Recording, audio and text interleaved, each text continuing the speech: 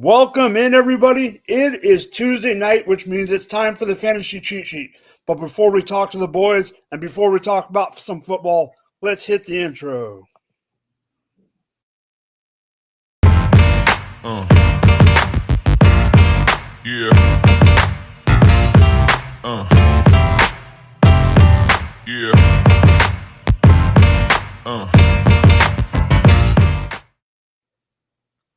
All right, everyone, go like, subscribe on the YouTube, the Twitch, all go share and everything.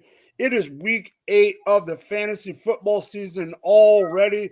We got injuries. We got games to talk about. Let's just get straight into the crew. Jamie, what is up?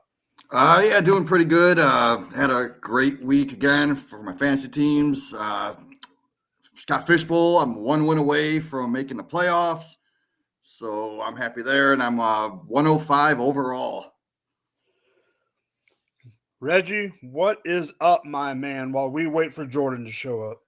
Hey, same old, same old. I'm here for a good time, not a long time. We go see how it works out. I had a pretty good week. In one league, I lost by 0.2 of a point, but it was a good one. It didn't hurt too bad.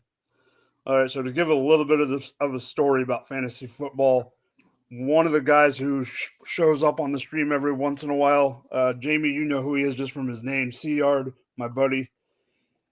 Yep. In the work league, he was talking a bunch of smack yesterday. He went up to one of the guys at work and he goes, "Oh, what's going on? What's up? How's it going?" He's like, "Well, not your fantasy team," giving him crap because they were going against each other. He had it in the book. He had it locked down. He lost by 1.1 points because the other guy had Lamar Jackson. 40 in that league, Lamar got 43.4 points, and he lost by 1.1. All because Lamar just decided to. Luckily I have him in Scott Fishbowl. Jamie, what number? What place are you? 105.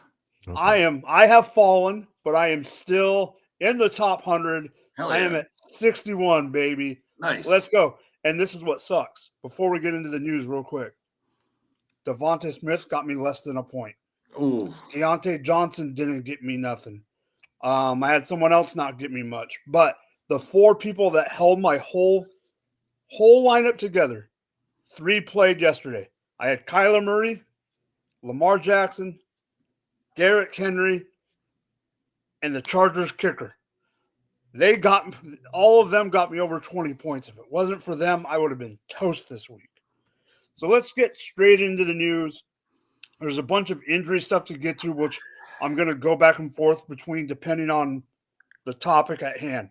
So first off, I just added it to the show sheet. Actually, I didn't even add it to the show sheet. I was going to, and then I messed up the name. So I'm just going to talk about it. So there's a chance that I'm giving news to Reggie because there's times where Reggie doesn't really know exactly what's going on unless it was earlier in the day. In the afternoon, it was announced. Alvin Kamara, 2-year contract extension. Quick thoughts. What does this mean for him? What does this mean for the Saints? Jamie, take it away. Yeah, I don't know. I thought they were going to trade him away just because they're more in that rebuild type team.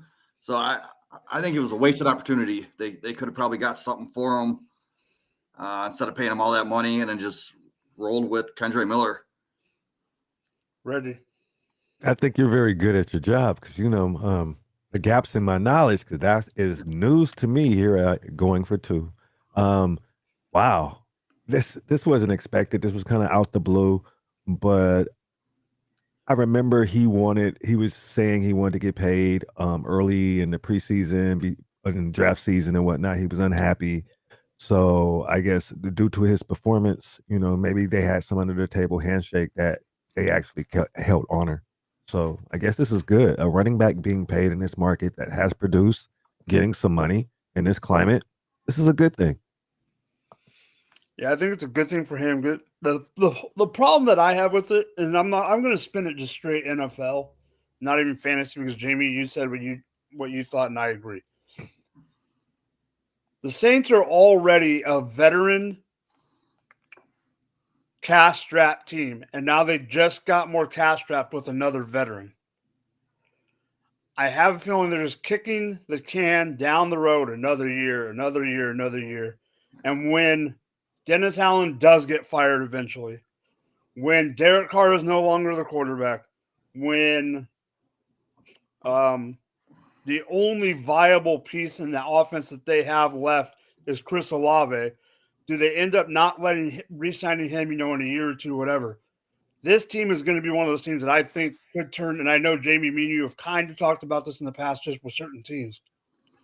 This could be a team that is in the dumps of the NFL for longer than they want because it's going to be hard to turn it around. Like other shows have talked about, not very, it's hard to get veterans down there. It's hard to get free agents. So this could be a big one for the future because of the money situation. New Orleans as a city, yeah, people want to go play.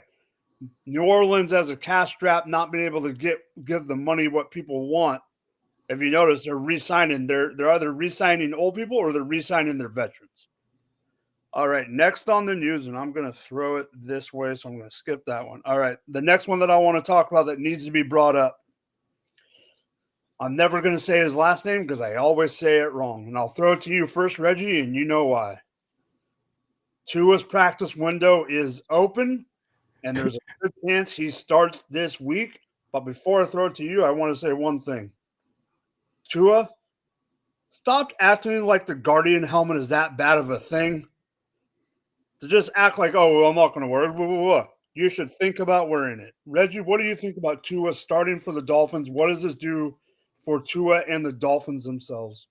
This changes everything for the Dolphins. We got a full head-on look, like what it looks like without Tua playing for this team. This team doesn't really have a chance to put up the points necessary because defensively they can't really stop other teams from scoring. They just lost to the Indianapolis Colts. This is something that the team needs. And if he wants to play, the choice is his. If he wants to wear the Guardian helmet, I think some of this might be a little, I don't want to speak too much about like a condition like that and truly how I feel about it. But like the man got paid, the man wants to play, let him go out there and play. And he wants to do it. He really wants to do it. No, yeah. I don't mind him went by the playing. book. They didn't rush him back. Yeah. So no, I don't mind him playing if he wants to play. I just found it funny how fast he dismissed the Guardian cap instead of, even in the media, like trying to like, oh, I'm going to ponder or whatever. He like just dismissed it like it was just that was what kind of shocked me. Jamie, what do you think about this for Tua? But then also, you're a dynasty head just like Reggie and me. So I'm going to ask you a dynasty question. With knowing Tua's coming back, but not knowing exactly what is going on with Tua, at cost, which one of the two wide receivers would you buy?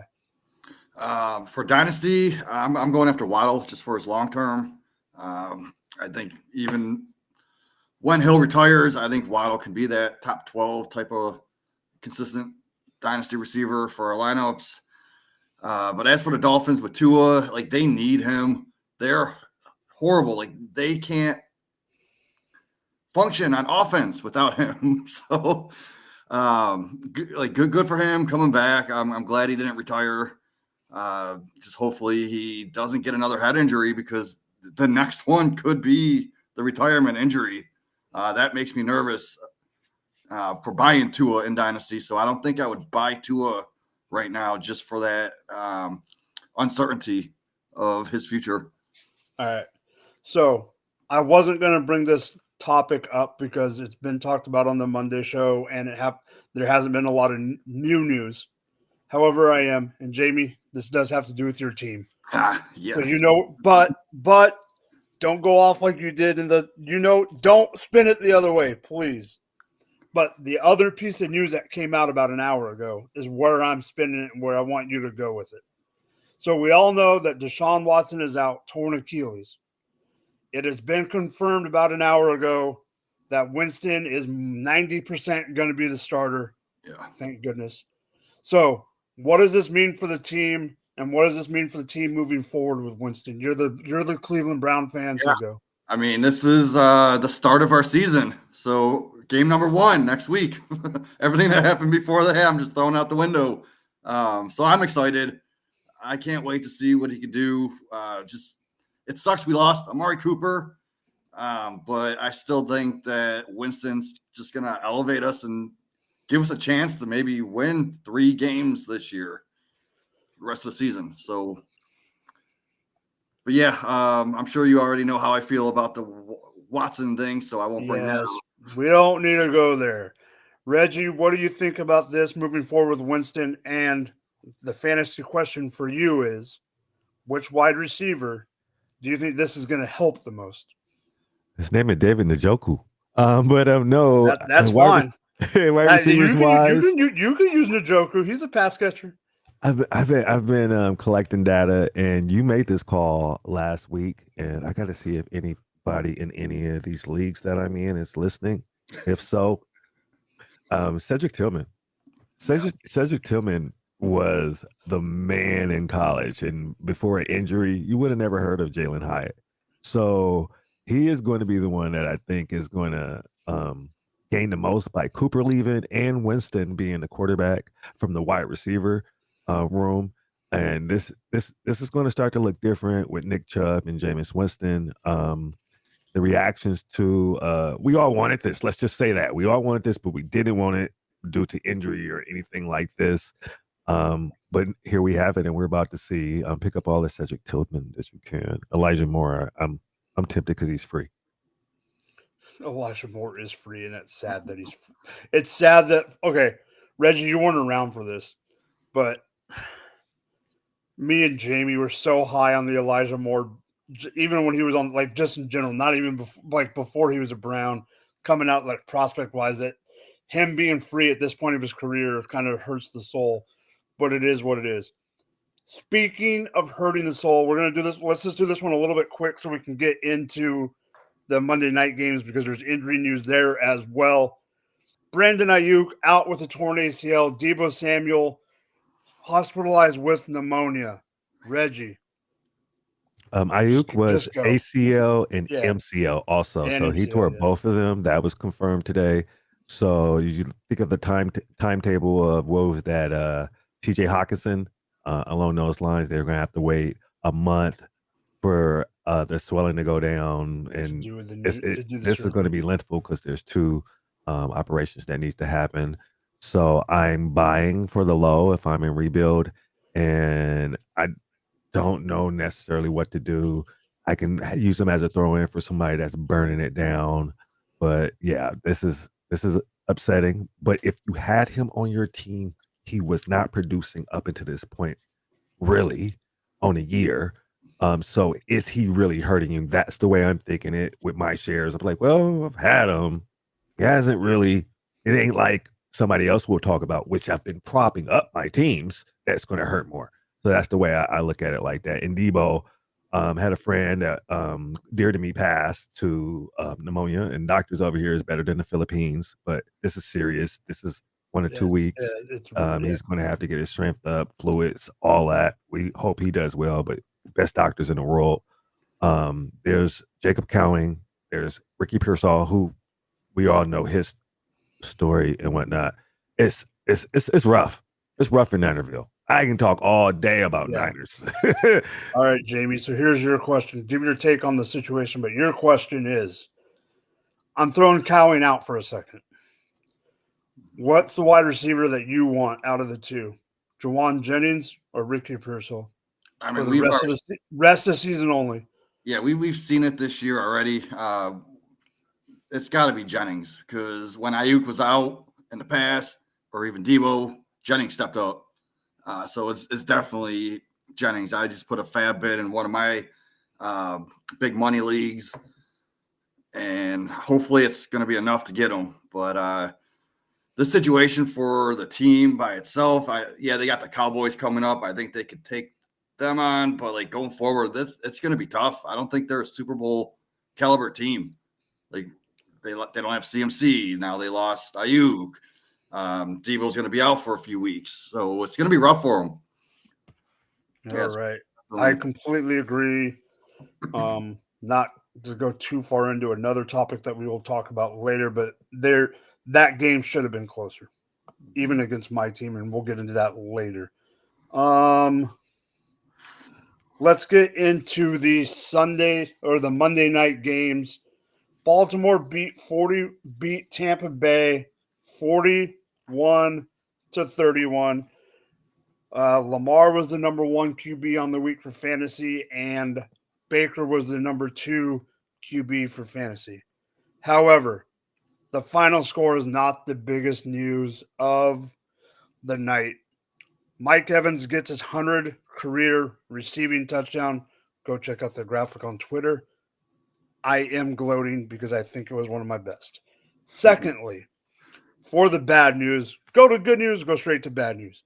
Mike Evans pulled a hamstring. It looks torn. I don't pulled, whatever. They're saying week 12. Okay. We're at week 7 or week 8. They're saying week 12 at minimum. So that's a month. He's out. Then 43 seconds left in the game. Roquan Smith tackles Chris Godwin, rolls up on his legs, dislocated ankle, out for the season.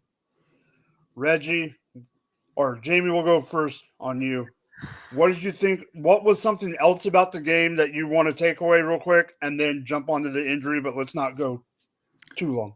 Yeah, the game with those running backs, we seen that three-headed monster. You know, Irvin and White pretty much got the same amount of carries. White is used in the passing game a little bit more. Obviously, he got those 2 touchdowns, but he got more receptions than the other ones. So I think going forward, it's going to be hard to kind of start any of them except for Rachaad White, just because now that they're going to need him in the passing game with Evans and Godwin gone.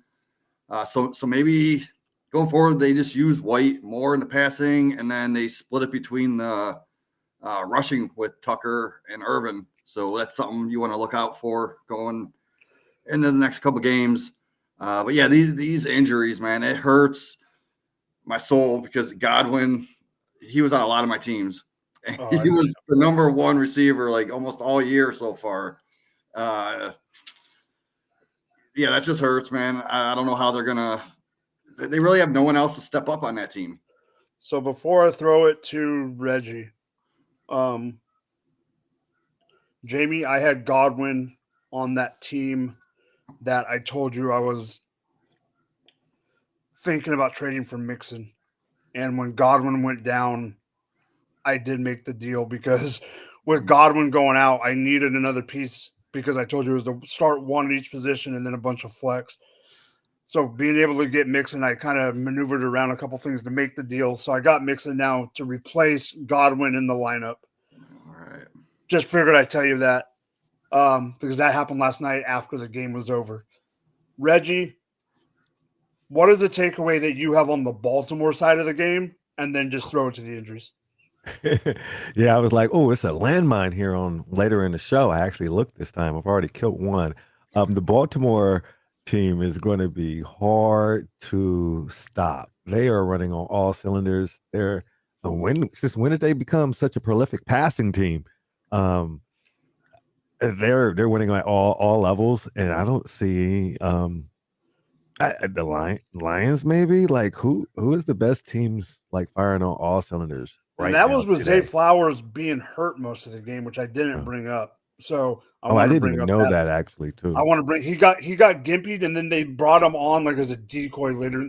He wasn't himself after probably 17 minutes into the game, but he was just a decoy after that. Oh, it is Jordan. Jordan, we've been waiting for you. Real quick, what is a takeaway that you have for the Baltimore game in general, and then talk about just the 2 injuries, but no one else that affects the injuries?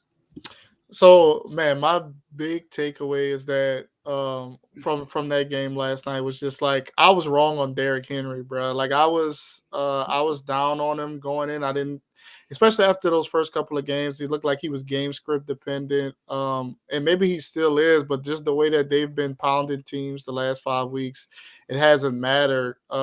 He's far from finished. Doesn't look like he's slowing down anytime soon. So I can see him continuing to roll through. And this offense as a whole, man, like I was worried about the tight ends and the way that they were looking, but Bateman is getting his, and we're going to talk a little bit more about him later. But Bateman's getting his, Lamar spreading it around. They look good. But I was definitely wrong on Derrick Henry. Absolutely. So the other game was a little bit slower of a game. So let's just give a quick takeaway that each of us have from that game. If we have one, Chargers versus Arizona. Arizona won with a game-winning field goal, 17-15. Reggie, we're going to throw it to you first. I did that when I actually able. What was with this ESPN Plus only? So it was the first time ever that they put a game on ESPN Plus, just like they've done with certain things in the past. But it was just an ESPN Plus game only. Right. I wasn't able to lay my eyes on this. It wasn't what I was expecting. I didn't watch it either, yeah. Yeah. I was actually a little surprised. It looked like it was a good game. I have it's one of those things when you buy a ticket to that game, even though it's low scoring, it's defensively fault. And I wouldn't have expected that game to be the final score whatsoever. Moving forward, I know there's some pieces of both teams that I want, and I know moving forward there's both pieces of both teams that I don't want. Yep. Jordan, what you got? So I watched a little bit of it. I was mostly focused on the Ravens and Bucks just because from a fantasy standpoint, they had more guys I was interested in. But the Cardinals passing game, man, it's weak. Kyle is weak right now. I don't like the way that's looking. The Marvin Harrison thing has kind of been ebbing and flowing. Obviously, Trey McBride is getting his steady volume, so that's good to see. But the thing I was interested about was the Chargers. Justin Herbert, the last 2 times they've played, they've been throwing the ball a little bit more. Now, it isn't 2 guys I have or want for the most part, but he threw for 300 yards. I do see the promise that we wanted to. Yeah, and so I like the way that's trending. Dobbins is starting to slow down a little bit in the run game, so that's probably why they're throwing it a little bit more. But I like the way the offense is trending, getting Herbert back, throwing it, spreading it around to some guys. So the problem with that is just going to be who it's going to be on a given week. But I like the way the offense is trending in the passing game. Jamie. Yeah, mine's just like Kyler Murray is looking like trash as a passer. I mean, he's got all these elite options, right? He's got McBride, he's got Marvin Harrison, and then some good other options too. I don't think he's utilizing them. I'm not even sure he's even startable the next few weeks. He's going against Miami. That's a tough passing defense. The Bears, one of the more elites, and then the Jets. Yeah, so I'm out on Murray. Plus, the new Call of Duty comes out this weekend, so that's going to lower his value a lot. Yeah, I know he has a partnership with them now, so he probably got the game early, which is why he's been stinking the last few weeks. Didn't even think of that, yeah. All right, my real only takeaway is when you need a kicker because of a bye week and you happen to pick up the Chargers kicker in a league. Jamie, you know exactly what league it is. When you're in a league that your points are for the yardage. So if it's a 55-yarder, you get 5.5. If it's 45, you get 4.5. And I needed him in SFB, and he got me over 20.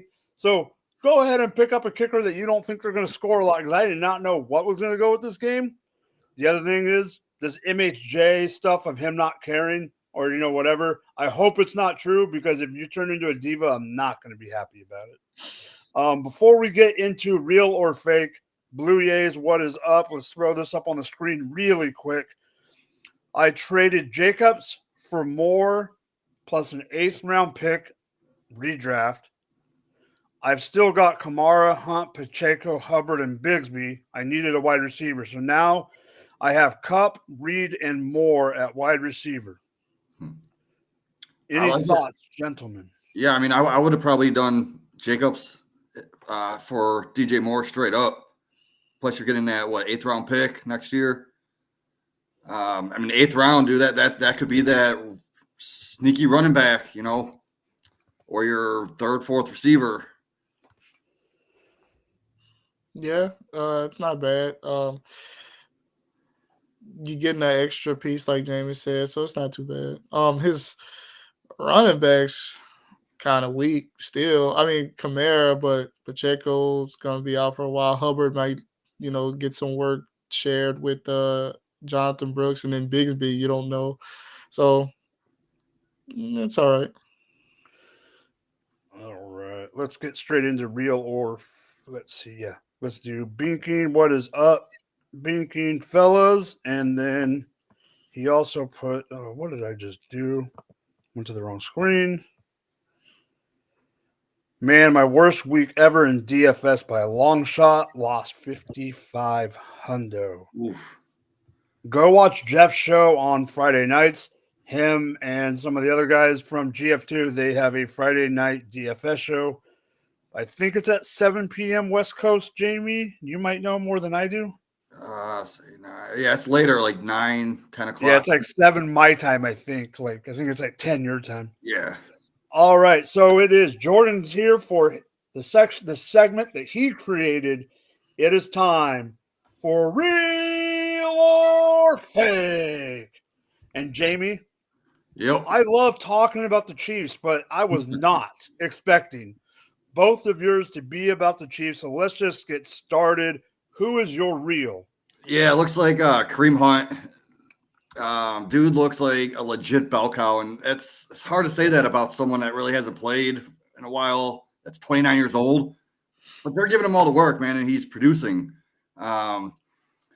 We haven't had any updates on Pacheco since it happened, but it was like a 6 to 8 week injury, right? Or longer. So like that was 6 to 8 at the min. Yeah. So I mean, if you think about it, like week 12, he might come back, but they're undefeated. They're not going to need to push him back.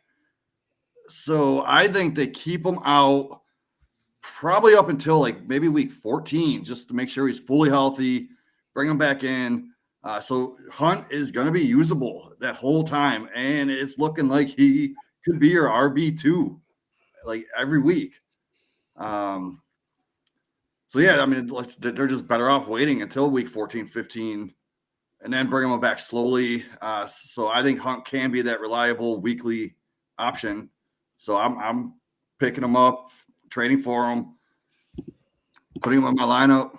Like, what do you guys think? Is Hunt real, or is this like a fake performance? Reggie, you're up. Well, from what I see, it's only it's a ticking time bomb. We already had a taste of Juju and got a little hype for that, and they already ruled him out for this week, like before the clock hit midnight. And when I watched this game, I actually watched this one. He needs help getting up. He's rolling over. His body language is like he's doing his best. He's living his best life, but it's only a matter of time. I would rather get somebody for free CEH. I don't think I can depend on my fantasy playoffs on Kareem Hunt. I don't think he's going to make it. Or what will he be week 14, 15, and 16? All right, that's it. Soapbox time. I'm sorry, boys. Soapbox time, because I was. Jordan already knows where I'm going with this. I don't know if Reggie does, but Jordan knows where I'm going with this. Reggie, I was on board with everything you were saying because I am kind of worried about the workload for the future of him and the team. So the workload is what kind of scares me. But then you uttered some words. You uttered 3 letters that are a bad word in Mikey drop the mic's vocabulary. You said you want CEH? I have a why. I'd He's rather chew as a Chiefs fan. I'd rather chew on the gum that I get from the sidewalk. He'll be fresh. He ain't been tackled all year. Yeah, so we can run into the butt of the center. So we can run into the ass of the center and not get into the goal line on 15 straight red zone carries like he did 2 years ago. They drafted the wrong freaking running back. Okay, to get back on track, I agree with you, Jamie, that it's a real performance that he's putting it up. I'm afraid that he's going to run into a brick wall in 2 or 3 weeks. Fantasy, he might be great for fantasy. This part of me is not talking fantasy problem. I think he's going to run into the wall, and that's one reason I think you're right on the fact of Pacheco that hold him until 14, 15 so you don't have to. But if they have to use them in 15 and later, I have a feeling that it's going to be a problem because they're using them so much now. I wish they would use Carson Steele a little bit more. I know he had a fumble. I wish they would use P. Ryan a little bit more. I think that's more of an indictment on P. Ryan than on anything. But Jamie, you were saying a fake player from Kansas City? How dare you? And then when I saw the name, I don't know. You already know where I'm going. So, Jamie, take it away on the fake player from my Kansas City Chiefs. Yeah, he ended up as the wide receiver 22 this week, and that's Mecole Hardman. He only had one catch on 2 targets. So you're like, well, how is he wide receiver 22? It's because he had 2 carries for 38 yards, and he scored a touchdown on that run. So without those carries, he would got you, 2.7 points? No one's going to want that guy, but people right now, they're going to see the box score. He's the wide receiver 22 this week, so they're going to want him. They're going to be disappointed because he only played 30% of snaps. You got to look at the snap count. He's not playing. I made a joke on a betting prop show. They were talking about this game and about who's going to get touchdown. And I threw it in the comments, just joking. I'm like, watch it be Mecole Hardman. And it came true, but I was just joking. I didn't think it was going to actually happen. So, yeah, he's a fake performance for me. It's not going to happen again this year. All right. This doesn't happen very often. Jamie, I'm giving you your damn kudos because you said something smart.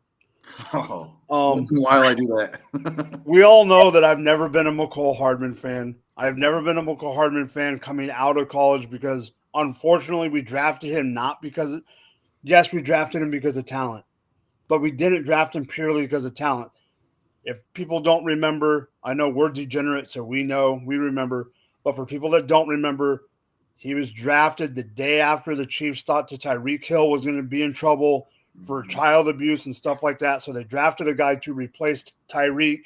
Then Tyreek came back and didn't get in trouble and all the legal stuff aside. The pick after Mecole Hardman is the one that I wanted. Do you 3 remember the guy that was drafted 1 pick behind Mecole Hardman? I don't. Jeez. He's a wide receiver that's in the league right now. Nico Collins. Nope, a little bit older. DK, huh? Yeah, you're right, Jordan. DK Metcalf. DK Metcalf was 1 pick after Mecole Hardman. That's the one I wanted. And the reason I wanted DK wasn't because I was a massive DK fan. I was a Dwayne Bowe fan back in the day, and I thought we needed a body type more like Dwayne Bowe than we did. But because of the Tyreek stuff, we drafted Hardman. And then when Hardman, before he went to the Jets, I wanted him out of town. Then we get him in the out of town, and then he comes back and is a Super Bowl hero, and I had to eat crow. I don't think it's sustainable this year for him. But the problem is now that you don't have Juju, Rashid's out, and all this, who the heck are we going to give the ball to? I have an idea. His number is 83. His name is Noah Gray. But Jordan, what do you think about Mecole Hardman? Because I honestly don't know what you're going to say. You know, Mecole Hardman has shown flashes at time when given the opportunities. I think he's best served. That's what they're using him for. A gadget guy, reverses here, things there. The play that they clinched the Super Bowl with, obviously, it was to him. So little things like that. They tried to use Sky Moore and Kadarius Toney in those roles. They didn't work out. So he's back in doing those type of things. So, I think he'll have some weeks where, he gets those type of opportunities. Obviously, it's not anything that you can trust. So I agree that it's a fake. You can't pick up a guy who has 4 touches max and expect them to score a touchdown in one of those 4 touches. So yeah, he's a fake for me as well. All right, so since you think that is a fake, why don't you just go straight in and tell us who your real is? My real is after 7 weeks, I just gotta call a spade, and just Michael Pittman, the mediocre performance that he had this week is just chalks it up as another for him. So I'm gonna say he's a real. I mean, he finished as wide receiver 38 with 9 PPR points. His best finish so far this year was wide receiver 20 um, with 17 points against Pittsburgh with Flacco as QB. Obviously, Anthony Richardson's back. And if 20 is a ceiling so far, like I just don't see it getting better for him anytime soon. The Colts passing game is struggling tremendously with Richardson. Unless he gets hurt again, maybe that saves Pittman. But for the foreseeable future, I just see this being the norm for Pittman. Him being disappointing, even though it's somebody you drafted fairly high to produce better than he has. Reggie, what do you think about Michael Pittman? I got a question. Him or him? Who would you rather have? And I would like to throw it around the horn because I'm stuck on this one. Christian Washington or Michael Pittman? Ooh. Packer fan? I don't even want either one of these guys. Just from an upside standpoint, I guess I'll go with Watson. Jamie? Yes, I'd probably go Watson too. I've been sitting Pittman in like almost all my leagues, including Scott Fishbowl. You playing Watson? I did play Watson last week, and I don't think he did nothing. So, how about you? I'm playing Watson. This hurts me to say, Jamie. This is going to hurt me to say to the core. I think the player is even. I'm picking Watson because of the quarterback. Yeah. Okay, fair. And Jamie knows how much that hurts me to say about AR-15. Jamie knows how much that hurts my soul. Any more you want to say about Pittman, Reggie? All right, Jamie, what do you think about Pittman? I think he's unstartable. Like he's unstartable. You can't start him. Like I said, I've been sitting him on my bench in every single league that I had him. And without Flacco throwing him the ball, I mean, even with Flacco throwing him the ball, I mean, that's his ceiling. That's where he gets those like wide receiver 20 numbers, right? Yes. I mean, he's been seeing 25% of the team's red zone targets, but he's only got 2 touchdowns on the year because they can't get to the red zone. Is this split any better with Jonathan Taylor playing? Because I sat him last week where I had him too. Yeah, I don't know. We'll look into that. That's interesting, right? Would that help? Jordan, yeah, for sure. Jordan, so what running back is your fake? I was not expecting this one on the sheet, but hey, we talk about everything on the fantasy cheat sheet. I was struggling to find somebody who a performance that wasn't sustainable moving forward that I could see not being sustainable. So I was scrolling and came across some. So I was looking through the numbers. Running back 2 carries for -2 yards and was RB 18 on the week. Yeah, Jermichael Hasty for the Patriots. Obviously a fake. Antonio Gibson got hurt in the first quarter of the game in London. And so Hasty stepped in, played only, I think, 38% of the snaps, had 5 catches and a touchdown. 33% of the snaps, 5 catches, 49 yards, and a touchdown.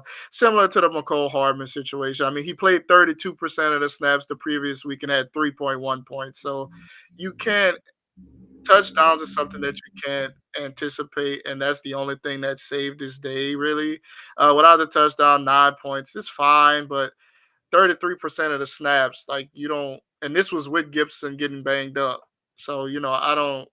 It's not something you could count on moving forward. Jamie, what do you think about Mr. Jermichael Hasty in London? I agree with everything. We don't even want to start Stevenson. So why would people want to start Jermichael Hasty? I do. Really? I mean, well, I have to. You don't understand how many shares I have. Even then wants to. So no, I agree. I mean, it was just a lucky game for him. Like, I wasn't even starting Gibson. So why would I want to start Hasty, like the third string guy? I agree 100%. Fake performance. Let other people waste their fab on him. Yeah, I'll just give my quick take. Yeah, I think it's fake. Yes, I do want to start Ramondre Stevenson because I have a lot of shares of him. But this running back unit, and we're going to be talking about the Patriots in two different ways in a little bit. This running back unit scares the living daylights out of me because it can either do really good and it could be Ramondre. It could do good and it be Gibson because of game script. It could be a blunder fest and each one gets under 5 points. So this has to be a fake to me. There's no freaking way this is a norm. Could it happen again like best ball in like Jamie's world? Yes, but it's not going to happen again. So Reggie, who is your reel of the week, senor? I kind of got stuck on this one but I feel like I've already talked about one of them, so I'm going to go with the latter, and it is real. Russell Wilson is real. The moonball looks perfect. The reason why this is real is kind of by default, and he was kind of pushed out of town in Denver last year.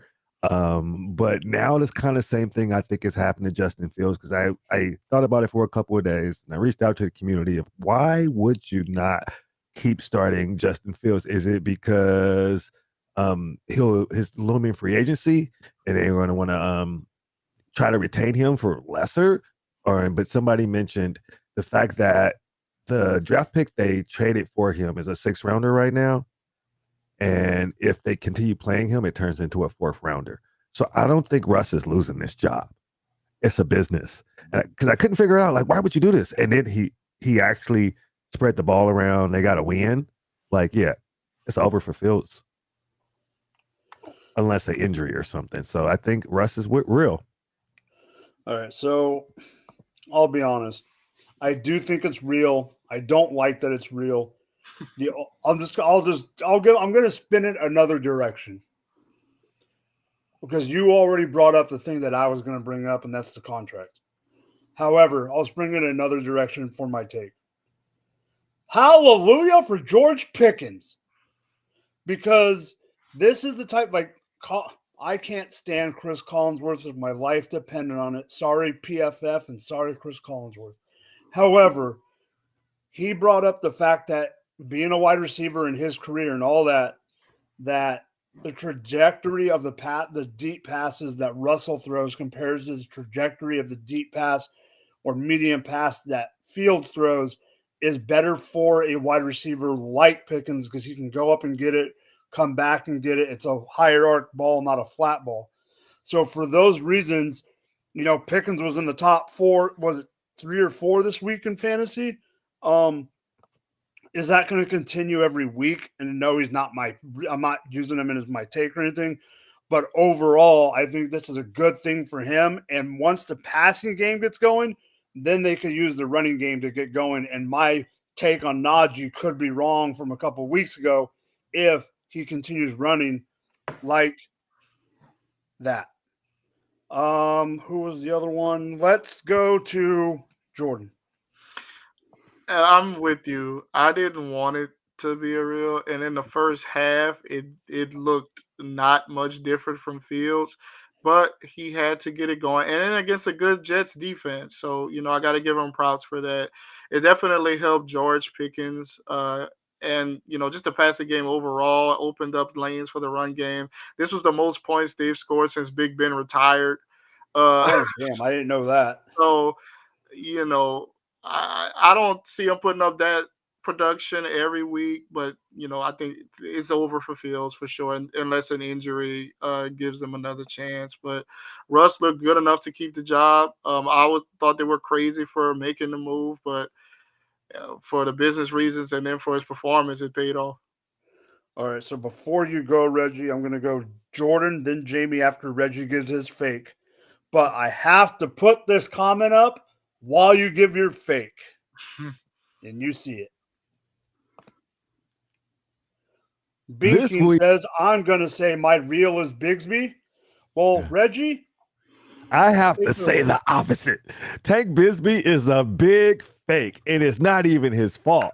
This team is in for it. This team is going in a bad direction, and it's Urban Meyer all over again. This team is quitting.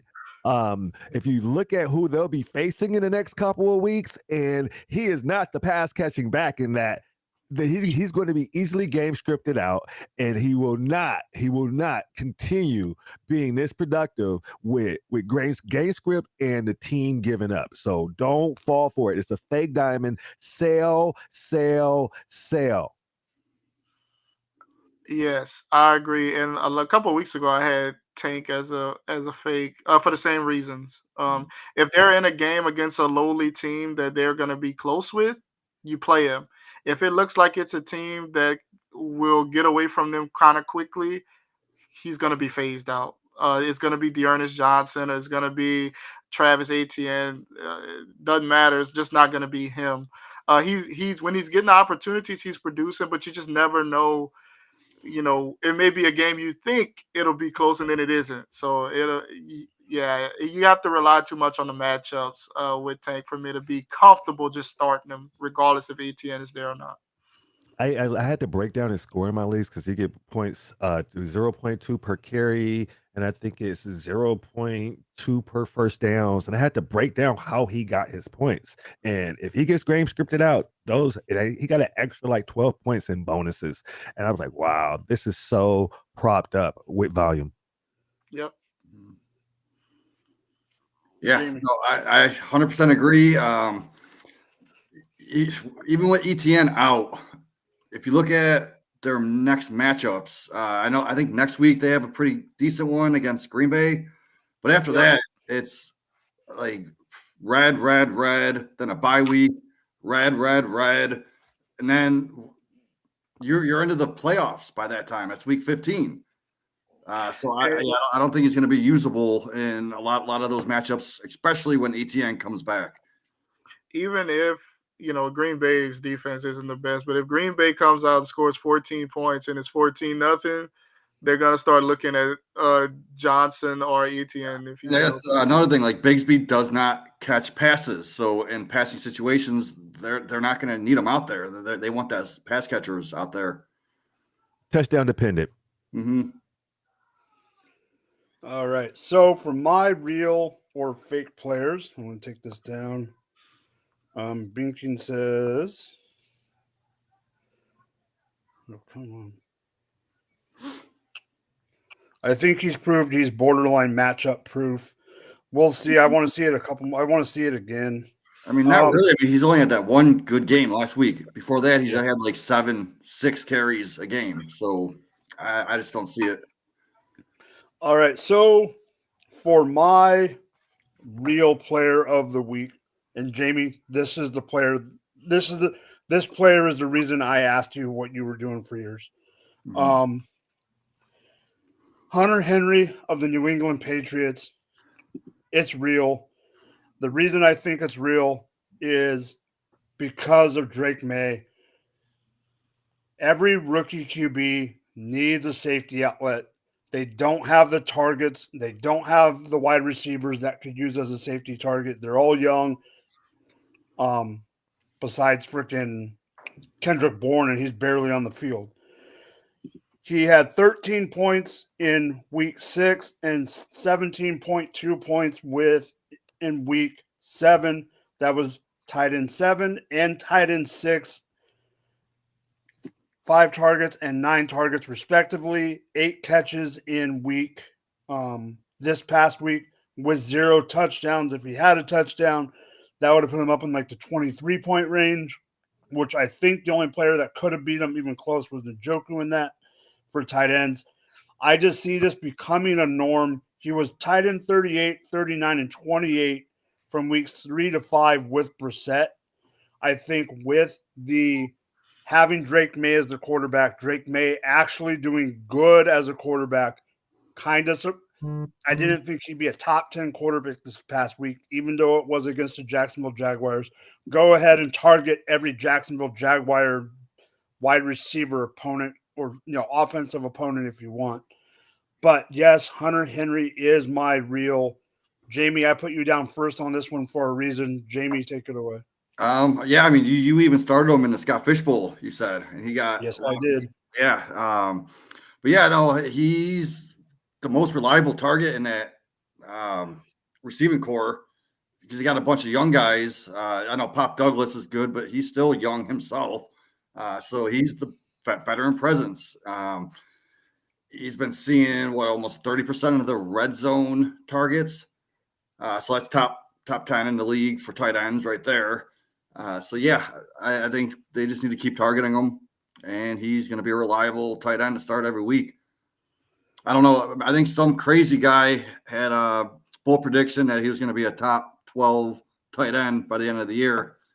So maybe that'll come true. I actually think it's going to. Yep. Because he's what, tight end 5 Reggie? right now, tight end 6.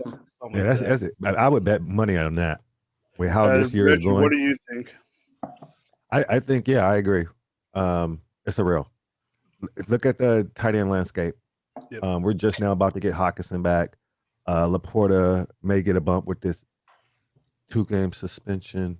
I think that's safe. Yeah. Who else? Name 5 others. Yeah.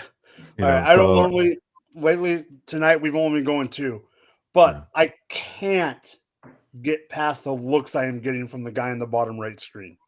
I don't know if it's because he's finally realizing that Jamie was right, which hurts my soul too, or is it he thinks differently. So Jordan, I'm going to give you your piece. No, it was just Jamie.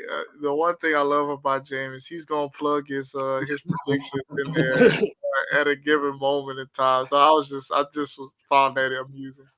No, so Well, this morning, because you guys both know, I've told all of you, but I've told Reggie over and over when he was new, he was trying to make sure that he was doing the right thing, and I'm like, no, I'm not putting my stuff in the sheet because I try to wait to make sure that the majority of everyone else is in, so I can pivot if I have to, or I don't want to take your guys' take, trying to be the host or help out.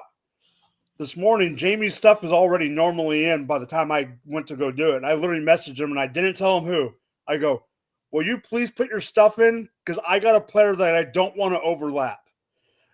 He put his stuff in and it was Henry that I was afraid he was going to put because of the prediction, Jordan.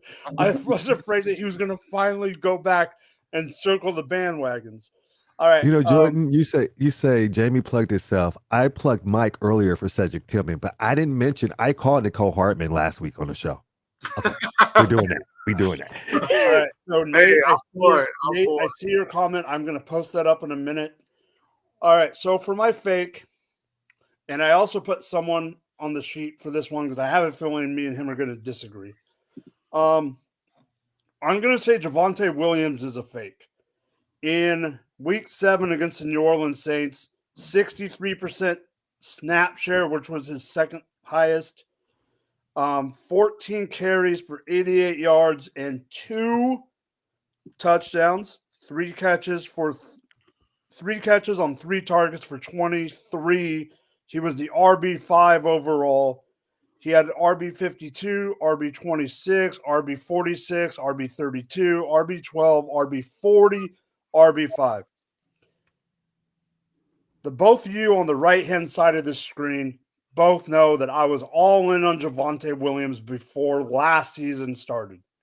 And then he put up the doo-doo butter. I trust the talent. However, Jordan, I don't trust the coach that used to coach in your state. I don't trust Sean Payton to give this to him again and again and let him show his talent. So the reason I have him as a fake is because I don't trust the coaching staff to use him over. It's not going to be repeatable every week. So I do think he's going to have good weeks. I think he's going to finish in between 12 and 15 is going to be the ceiling. I'm going to go Jordan first and then Reggie. Jordan, what do you think? Yeah, I think he's in a good window if you have him to try and sell him for what you can get. He plays Carolina this week, so maybe you hold him if you need a win, just to see what happens. And if he does well, then after that, it's Baltimore and Kansas City, 2 teams that are really good against the run. So I'll try to sell him. You can't Aldrich Estimate coming back and getting some work, and Jaleel McLaughlin is still there to get some work. You would think that he separated himself with the performance against the Saints, but you never know. And if you can get something better, I would try to. But if not, I mean, you hold him and see what you have. But I wouldn't anticipate, a 2 touchdown performance. Obviously, he's not Derrick Henry or anything, but yeah, I would try to sell him, and if not, try to hold him and maybe play him when the buys come up and stuff like that. But don't expect too much out of him because you never know what Sean Payton's going to do, like you said. All right, Reggie, real quick, what do you think about Williams? Sign me up. I'm buying. I'm playing people like Justice Hill and Ty Chandler, and that's only gonna last me so long. So if I'm in the bargain bin. Give me some of that Javonte Williams, please. Can I have some more? So before I throw it to Jamie for his next segment, I wish I had the starting lineup running backs you have in one league. Jamie knows about this league. Me and Jamie have discussed this league over and over. I have to bring it up really, really quick. I sat JS in. No, I don't remember who I sat anymore. But I got Marvin Harrison. I got Malik Neighbors. I got Garrett Wilson. I got JS in. I got Justin Jefferson as my 5 wide receivers. However, my 2 running backs that started this last week were Goodson and Devin Singletary. And my best running back on the team is Devin Singletary, and my second best running back is Khalil Herbert. God. When you look at Dynasty Nerd's trade value chart, my running backs go Singletary, Herbert, Gainwell, Goodson, Daria Mugawale. That's rough. All right, so Jamie, speaking of selling and trading in Dynasty, I'm going to look to see if I agree or say you're dumb on this one. Oh my gosh, I agree with both of them. Go ahead on your buy. All right, yeah. So my buy is David Njoku. Like I said earlier, the Browns season finally starts this week. He's got some great matchups coming up. Baltimore, you could throw the tight ends pretty easily on them. I think the next week after that is like a mid matchup, but then you got your bye week, and then it's green, all the way down up until week 17. So if you want to win your championship with David Njoku, go buy him now before it's too late.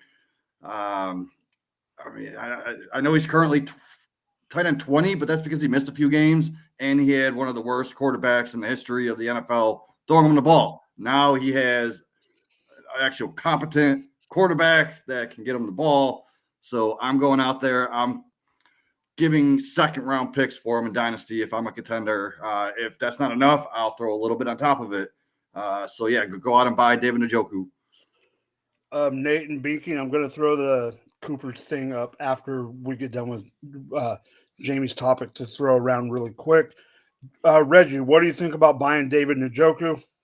I think I'm buying. I have him in a lot of places from last year, but know this: the person who has David Njoku is not going to let him go for cheap. The expectations is high. So what you might want to do if they have the thing on your side is he might be somebody's tight end too. So a tactic you can use is go after the tight end one if they're a big name and act like you're settling for David Njoku. Don't go in pistols blazing, asking for him like you want him, or you're going to pay up the yin yang twins. Reggie, what do you think about Njoku real quick? Reg just went. mean Jordan. Yeah, I want him, man. I never got a chance to hear Jamie's take on Deshaun Watson's injury, but by that situation, I assume he was one of the fans cheering for. I made him stop so he didn't cheer on set. Okay. If you want to hear about it, go check out yesterday's show, the Monday night. And, oh, man, I have a rant going on. I have a question for you, Jamie, about that. Mm-hmm. You're a fan. What was the players' reaction to Deshaun Watson's injury, if we have time? We'll talk about that after. Fans out saying, oh, you guys are wrong for, cheering for his injury. It's like, well, I don't support – I'm not going to get into it, but, I don't support the players saying that. Yeah. So Myles Garrett and Winston were mad that they were cheering for him getting injured Jamie's on the hand of The me fan. if the fan of saying because of everything that's happened in the past, they don't want him as a QB, so it's okay to cheer. I'm in the I get cheering the player not doing good. Cheering an injury is where I think is why I think there's a problem. I think Garrett took it another step, saying like you can't boo him at all. I disagree with that. I think it's booing the injury is where there's the. Gotcha. Thank you for clearing that up. I heard it and I couldn't make sense out of I it. also think Myles Garrett went a little bit too far when he said I agree. Miles went too far. He's been a model citizen since college, and I'm just like, he quoted on. I wasn't gonna quote it, but yeah. You guys are a little too young, but like, did people cry when Ted Bundy got executed? Jamie, I told you not to bring this up. I'm just saying, it's a bad person. All right. My bad. Let's move on. Jamie, go with your sell. My sell is Keon Coleman. This one's more for like a redraft and dynasty, but if you were drafting him way too early in dynasty, you're going to be holding him. But in redraft, you got him late enough, and he finally showed up. But now with Amari Cooper, it does open up opportunities for Coleman, but it's not going to be as consistent as you think. Like all three of the Bills wide receivers this week, they ended up in the top 20 wide receivers. I think Cooper was 14. Coleman was like right behind him, almost exactly the points he had with wide receiver 15. And then Shakur was wide receiver 18. So I don't see this happening often. So I would sell Coleman now because the more Cooper gets that rapport with Allen, it's just going to be the Allen Cooper show. All right, real quick, we'll go Jordan, then Reggie. Yeah, I want to give him an opportunity. I'm not ready to just sell. I do think that they threw the ball a lot, and we know they had been running it a little bit more. But obviously, when you trade for a receiver like that, you want to kind of gear towards the passing game. Amari Cooper does open things up for him. He's a guy that they invested a lot in from a draft capital standpoint. So I want to see. Give me another week or so just to see before I'm trying to sell. Reg. I think I'm selling because he got 6 targets, I think. All 6 targets came with Cooper on the sideline. Cooper only played 33% of the snaps, and Josh Allen only ran for 1 rushing yard, I think I heard. Yeah, sell. This is not going to be sustainable or something that I'm even putting in my lineup for the rest of the season, possibly. All right, so real quick before we go to Jordan's, I want to bring this up because it's been brought up in the chat twice. There is news that Cooper Kupp, the Rams have told teams that they would take a second-round pick as starting price for Cooper Kupp for a trade. I did see Tampa as a team. I've seen a couple of other teams as a team. I also think that saying it's a second could boost the value in the sense of a team could go, hey, if you're wanting a second, I'll give you a second and fourth because another team is going to come up behind me. So 2 full questions. Let's try to keep it somewhat so we can keep moving. Jamie, we'll start with you. Just go around the horn real quick. Do you think he's going to get traded number 1 and number 2 where? Yeah, I actually could see him getting traded. Tampa Bay would be obviously the best place for him right now. They got that familiarity with the coach, and he could just step right into that Godwin role. Jordan. Yeah, I could see them trade him. I mean, I don't think the Rams are going anywhere this year. He's 31. They have already kind of pissed away their future in the chase of a championship a couple years ago. So it's time to kind of start trying to restock assets, and he still has some value. The unlucky events of last night definitely thrust Tampa Bay into the top spot. They still have a chance to win that division and everything. So I could see them making and Liam Cohen, the offensive coordinator, was with the Rams twice. So he's familiar with Kupp and the offense and stuff like that. So it's possible. It was substantiated this afternoon by Sleeper and by ESPN.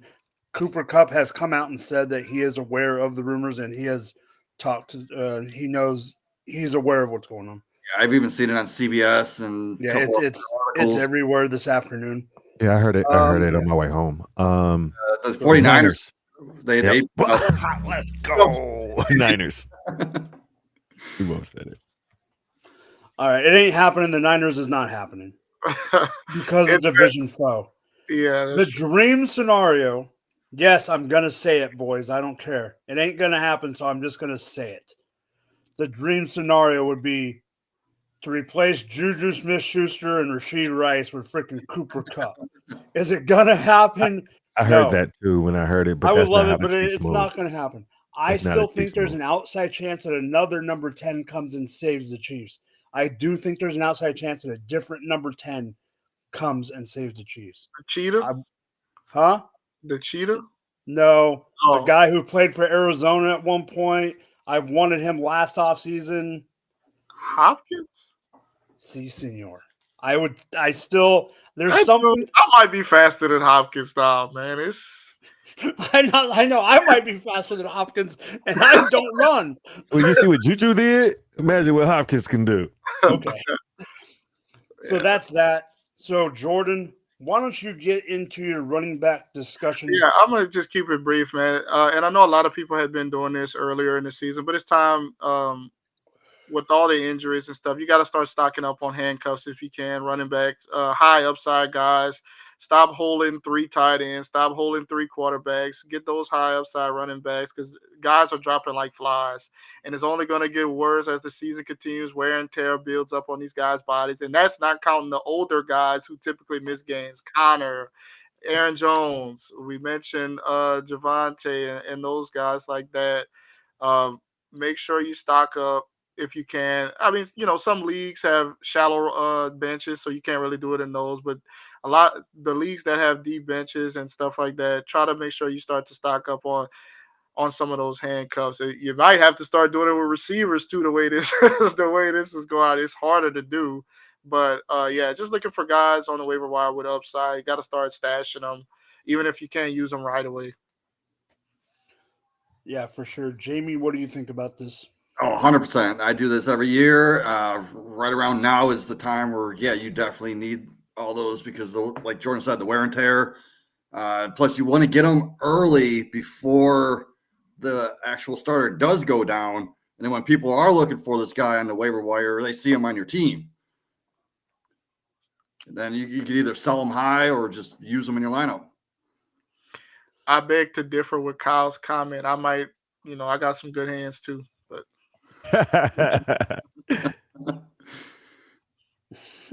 And to Jordan's point, I've already started my grabbing of running backs, the high value run up, especially in redraft. I picked up Trey Benson like 2 weeks ago. Had to do some maneuvering. It might have been a little early, but if you're in redraft, if he's out there, go get him. You're starting to see him be worked in more. And that's going to be like the theme across the league as some of these running backs are just more fresh and dinged up, or some of the starters. So start grabbing these guys now. And maybe the guys in my league are just not as smart, but Braylon Allen has been, not used as much the last couple of weeks. So people have started to drop him. Pick him up if you can. All right. So there's the quote. I've never came up on my end. All right. So normally we have the underdog picks of the week. We've had discussions in the back for a couple weeks. We are switching ways on this one. So Reggie's new segment is Reggie's quote of the week. Reggie, will you explain what you're going to end up doing and then read right into your quote? All right. What we got going on is something we take away from a coach or a player that was said after a game the week of. And I came away with one from Devin McCourty, and I believe he was actually on the broadcast crew, and he was talking about the Patriots. And this is, I have a couple of other quotes or industry quotes over the last 2 weeks, but we're going to run with, why is this team not tough?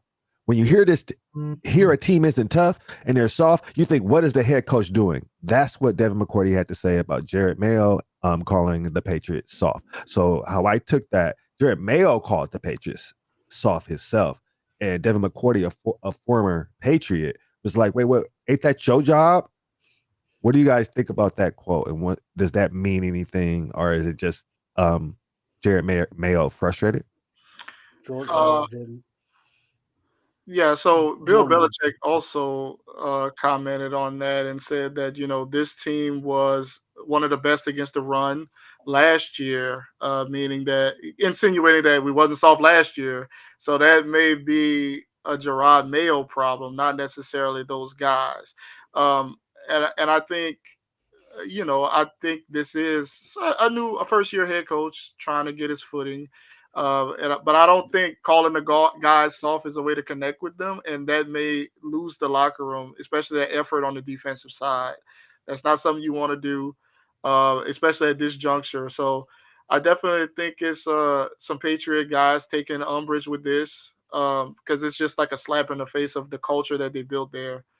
And he was a player in that culture, so I think it's some disconnects there. Second youngest coach in the NFL.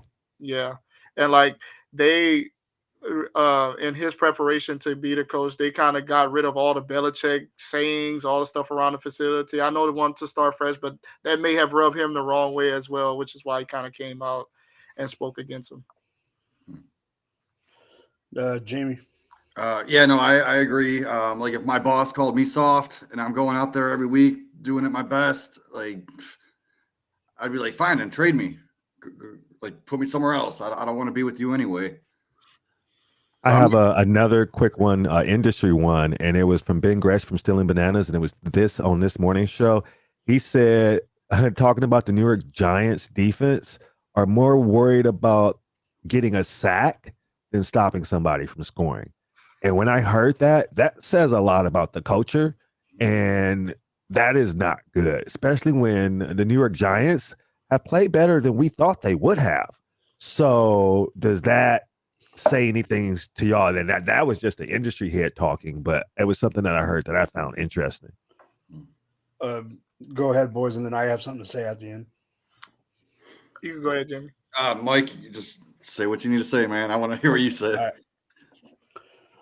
I think this has to do with two people in that locker room. Brian Burns, number one. Number two, because he went to school in high school 45 minutes away from me at a stuck-up private school that recruits people, and then went to Oregon for college. Kayvon Thibodeau and Brian Burns is why this, to me, is going on. I think it's all about, I don't want to say diva is not the right word, but it's that I want to get my numbers. I want to be showy. I want to do this. If you saw the Hard Knocks Giants offseason, you could tell when Burns came in, it was like, okay, I want to look good. I want to get mine. I think that's the issue. Overall, they did good on defense at first against the Eagles, except for, besides letting Barkley run amok, they were able to, get to Hurts at the beginning. I think this is a culture, and I don't think this is a coach problem. I think this is a player problem. Jordan. Yeah, I agree. Those two guys. Burns chasing the sacks because you got to get the sacks to get the money. But yeah, I think this is a player problem for sure. I just thought it was interesting. That was it for the quotes. Sure. All right, so I don't have a major rant of the week because there was nothing to like rant about this weekend. There's a couple things that I do want to bring up. I'm going to discuss it kind of in the same vein, but it's not going to be as energetic as a rant from the past. First off, Davante Adams, Aaron Rodgers, STFU. You guys lost the game. Get over it. Pittsburgh showed they were a better team on Sunday night. There's nothing you can – yes, I'm giving Davante a whole bunch of credit because there was one play in that game that showed me that he is there to win. It wasn't a touchdown. It wasn't a catch. It wasn't a run. The interception that bounced off of Garrett Wilson's chest into the hands of the DB that cut all the way across the field and ran it to the 1 yard line. Who was the one that tackled him, Jordan? Because I see you nodding your head. Devontae Adams. The dive Ran- stretched out all the way. Ran all the way back from the 50 and stretched out and caught him at the 1. He shows me that he wants to win. I understand he's mad that they didn't win, but I wanted them to win because I wanted them to prove that, they could do it. But Steelers proved that they're a better team with Russell more than Rodgers and them proving that they're a bad team on Sunday night. Mm-hmm. Now I have a gripe. New England Patriots, you ruined it for me. You ruined it for fantasy football owners, and you ruined it for other fans of the NFL. You won the game on Sunday, which meant that Doug Peterson did not get fired over the freaking pond on his way back from London. Trevor Lawrence still isn't a great fantasy quarterback that we thought he was going to be, and I believe that there's still a chance he could be, and I'm starting to believe that Doug Peterson is part of the problem. But the other problem? I think the freaking wide receivers have freaking like butter on their gloves or freaking, some kind of, who knows what it is because they keep dropping. I think he's had six touchdowns dropped just this season. He had 3 in one game. That's not a Trevor Lawrence problem. That's a Jaguars problem. Players aren't staying healthy. Calvin Ridley's not doing, or not Calvin Ridley. Kirk's not doing what we want. Evan Ingram gets hurt during freaking warm-ups. Gabe Davis is Gabe Davis. We've already talked about Bigsby.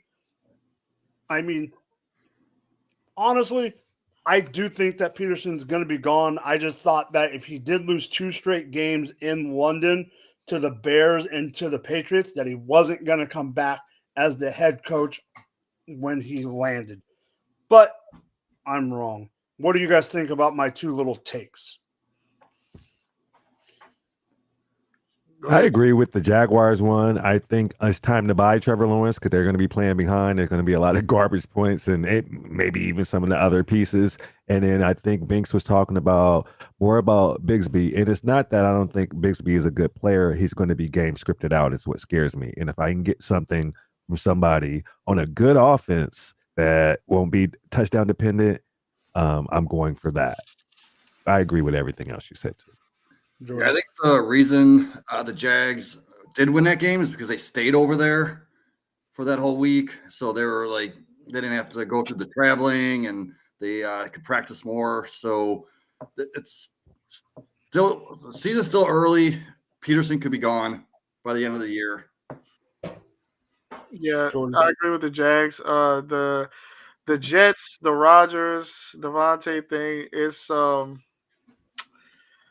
it's to be determined on that. I'm not ready to just write them off as being trash or whatever. I just think it's gonna take more time than people were ready to throw it together and assuming that it would work. And the Steelers have T.J. Watt. I mean, come on. So I want to see him with another week of practice playing against a lesser defense and see how it goes. All right, so before we get into the ad read, I'm only going to throw it to you, Jamie, because I already know what your answer is going to be. What is that? Thoughts on Brian Thomas Jr.? Oh, I love him, man. He was like one of my guys I targeted in rookie drafts. I was getting him in like the 8th rounds of redrafts. I mean, he had a big game, and he's got that 25-point upside every week. He just needs the targets. As you can tell, Nate, we were all in on Brian Thomas Jr. except the guy in the bottom left. Now he's regretting it. That's why he's crying. All right. So, Jamie, are you ready to do some work? Oh, man, yeah. Let's do it. All right.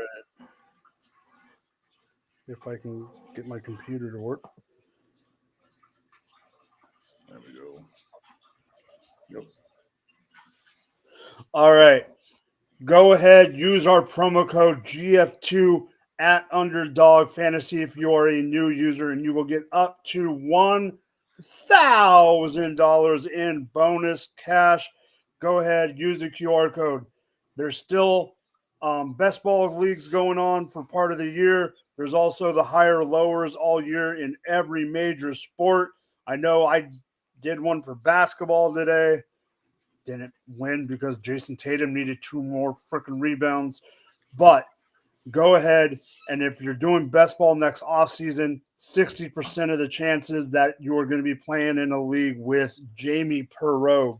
So go ahead, use the promo code GF2 in capitals and get up to $1,000 in bonus cash. Boys, let's get straight into it. It is time right now for the waiver wire cheat of the week. Jamie, take it away. Yeah, I'm picking up so Jordan earlier, he mentioned handcuff running backs. So this is the time of year to do it. So I am going to get Kendre Miller. He finally made his 2024 debut. He stood out. I know they lost, right? The Saints by a lot. Yes. But still, he led the team with 36 rushing yards on 6 carries. And then his runs were longer than all of Kamara's runs. So I think Kamara topped 6 yards, and I believe Kendra had a 8, a 9, and then a 16-yard.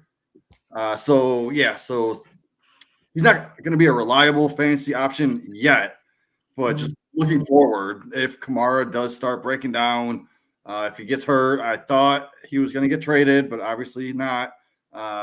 So yeah, as those handcuffs, I'm picking up Kendre Miller. Jordan, what do you think about Kendre? I thought Jamie was gonna say Kendre Miller is gonna be a better runner than Kamara moving forward. That's why it was building up to be. Oh. But yeah, definitely get the handcuff. And then I mean, he hasn't gotten traded, but hey, the Saints are 2-5 right now with a bunch of injuries all over the place. Who knows what they're gonna do? Why not take a chance? He averaged 6 yards a carry. Give him a shot. Make sure you have him stashed on your bench. Reggie, real quick, what do you think about the Kendre Miller truthers are hardcore. Good luck getting Kendre Miller if he isn't on the waiver wire, and I like it. And I like it a lot. We talked about it's handcuff season. Jordan, yours are all about a certain team, so why don't you go, and then Reggie, you piggyback off him, and then give yours. Yeah, so this is just me kind of reacting to the injuries last night. I'm sure you guys talked about it earlier. Cade Otton and Jalen McMillan. Somebody's got to catch the ball. So Cade Otton, he's had several good games in a row, a lot of target volume, even with those guys healthy. So I can imagine without Evans and Godwin that he's going to still get his looks. And then McMillan, he was the third receiver with those guys. It's only fair, I assume, that he gets bumped up in the pecking order on a team that likes to throw the ball. And Baker's been effective when he has thrown it. So why not get another piece of that offense? Reggie. I like it. I like Cade Otton. He's been winking at us for a couple of weeks with usage and just being a volume target getter. If Baker Mayfield stopped throwing them hospital balls, it's going to be a good season for him. We might be talking about him as the tight end 1 at the end of the season, even if it is number 12. And he seems to able to hang around there for his whole entire career. I pivoted a little bit from Jalen McMillan because I'm the bargain guy with no fab, and I'm going to get some Trey Palmer, a lesser thing. And I love McMillan, but I'm not going to get into a bidding war with my league mates. Yeah, particularly for a guy who it may end up being Palmer anyway. I mean, who knows? All right, so Reg, why don't you give yours? I am going with Lucas Krull. I was on him early. I had little faith. Go Bruins. I was a Bruin fan, but I thought Dosich might do something. He has done absolutely nothing. I think he's actually gotten a tag, and I don't think he'll be a change of scenery is going to change anything for Dosich. But Lucas Krull is going to get the volume. That offense, we talked about Javonte Williams. I'm getting trade offers for Bo Nix. They're not worth it. But this offense are starting to click, and there's Troy Franklin starting to get some action now. So let me get a tight end in the offense that's going to get some looks. And I was on this guy in preseason. So he's out there. Don't grab the wrong guy. Get the guy that's going to get some volume, and you don't have to bid a lot. Jamie, what do you think about Kroll? Well, I like my athletic tight ends, so That's why I asked. if you need them, I guess go out and get them. I'm just disappointed because I was a dual switch truther. Kroll, he's got 4 targets each game the past 2 weeks. So if you're desperate at tight end, take a shot at him. Jordan. Yeah, 4 targets out of 26 pass attempts. That's almost 25% share. Why not? All right, so because the waiver wire was a little bit thin up top this week, I could go on and talk about my boy Ray Davis, but I'm not going to because I've done it before. So that just shows like where we're at in the waiver wire. But sometimes people drop players because of bye weeks that you might not think last week. If you looked up by projected points, you're not going to see them there, or if they were on your waiver wire, or they got dropped because they had to get picked up. I didn't realize this guy is only 20% owned on Yahoo. I look at Yahoo for the redraft part of it. He's only 20% owned in Yahoo redraft. Yes, the team hasn't been doing good as a whole. Their running game stinks. Their quarterback hasn't been doing as good as me and Jordan have been thinking he's going to do for the past 2 years. I think Jordan already knows where I'm going with this. They have a stud top 5 wide receiver who's not living up to top 5 billing right now. But the person that's owned at 20% is Jalen Tolbert. And in this economy, if you can get him get him low, he's only 20%. I'm fine spending to get Jalen Tolbert if you need him. I will put I'll put that one up in a sec. I see it. The other person I want to bring up, it's not a complete waiver wire because he's owned in more than 50%, but there's something we brought him up earlier. So this is only a spotlight. I saw multiple shows today that I listened to like 3 or 4. 2 or 3 of them said that they had questions in their inbox, Pearsall or Jennings. In most of my leagues, Jennings isn't available.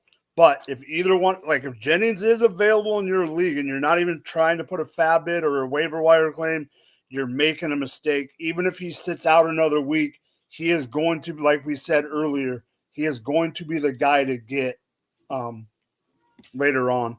So let's go around the horn with this question, and then we will get out of here tonight. It's been a great show. Let's put this up. We'll go the regular. We'll go Jamie down and around the horn. Should I drop Mooney for Bigsby? Jamie, take it away. That's tough. If Mooney's sitting on your bench and you're not even using him, then sure, why not? Yeah, get the running back. That's actually going to do something. But if it's like a 2 receiver league and like a 1 flex, then definitely drop Mooney. I agree. Jordan. Yep. Yeah, I agree. Same thing. But if it's like a start 12, that's a little different. Like start 10 to 12. Yeah. That's going to be a little bit tougher, and I'd have to see the roster. Right. So it just depends. I think if you have to start like 4 wide receivers, I wouldn't do that. But in a seller league, and I know you, Turbo, I imagine this is redraft, and just know you possibly won't be able to depend on Bigsby come playoff time. And if he's out there on waivers, it's for a reason. I wouldn't blow if you're using Fab, I wouldn't blow it all. But just know Travis Etienne is still there, and that team just traded a defensive tackle that's helping them. So they're going to probably be paying for a pick soon, and they have a horrible matchup. We just talked about them. It's a 2 RB, 3 wideout league. I'm assuming a flex. Plus Bigsby, we talked about it earlier, his matchups coming up. It's horrible for the next 7-8 weeks. Who foresaw Tank Bigsby being a polarizing figure on this show? It's crazy. Or grab them, use them. 2 years ago, move maybe. them. maybe just grab them with the intent to move them. So somebody that likes him more than you, that can give you somebody that you can use. Yeah. So my opinion, He hasn't had his I bye, has he? agree. No, Has Jacksonville had their it's bye? late. It's late. It's late. Yeah. So I agree with you guys. The caveat I'll throw on it is, I mean, I'm in some crazy. I mean, Jamie, me and you have talked about some of the leagues that I'm in. Like, I'm in a league that I had to start London and Mooney in the same game, and it happened to be the Giant game, because their game against the Tampa Bay, because it's a start 5 wide receiver, not start 3 or 2 flex, start 5 wide out. What are you laughing at? The fact that I would start 5 wide receivers? Man, how many teams in that league? 12. So 60 wide receivers get started every week. 60 wide receivers get started every week. Oh no, to make it even worse, it's called the Multi-Universe League. It's Dynasty. The starting roster changes every season. So last year it was standard super flex 2, 3, 1 flex, or 2, 3, and 1 flex. This year is 1 QB, 2 running back, 5 wide receiver, no flex. 5 wide receiver, 1 tight end. So like I drafted last year knowing what this year's universe was going to be. So I drafted wide receiver heavy, where everyone else just drafted to win last year. I drafted ahead, drafted wide receiver heavy, and then don't have great quarterbacks because of it. Because I didn't draft super flex heavy, knowing that this year was going to be 1 QB. But I would do this if your wide receiver room is thick. If your wide receiver room is thin, I'm not dropping Mooney, period. Because he still will have those boom weeks for you.